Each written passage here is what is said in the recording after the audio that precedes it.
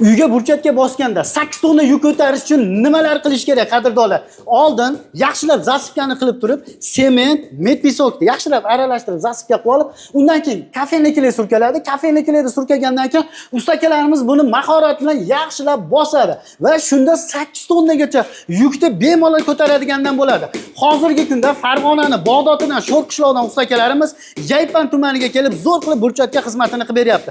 1 kvadrat metri usta haqqi materiali ichida akalarimiz Xitoy metall granit kubikchasi bilan 140 ming so'mdan qo'yib beryapti ekan. Dastavkasi albatta alohida bo'ladi. Xizmati Vodiy Toshkent bo'ylab. Bu burchatkani o'zi nech pul deganga kvadrati qadrdonlar 90 ming so'mdan.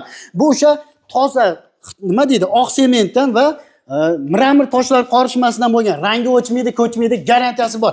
Qishda muzlama bo'lmaydi, bemalol yursangiz bo'ladigandan bo'ladi, sifatli bo'ladi, sakrasangiz ham hech nima qilmaydi. Qadrdonlar kimga qiziq bo'ladigan bo'lsa, pastda nomer qoldirdik. Undan keyin sokil xizmatlari bor. Xohlagan toshlaringizni terib beradi. 60 metr balandlikgacha bo'lgani 1 metri 370 ming so'mdan usta haqqi materiali ichida, undan balandrog'iga keladigan bo'lsa, kvadrati 500 ming so'mdan. Faqatgina xonadon egasida metpisok, sement, chornovoy holatlar talab qilinadi. Tamom.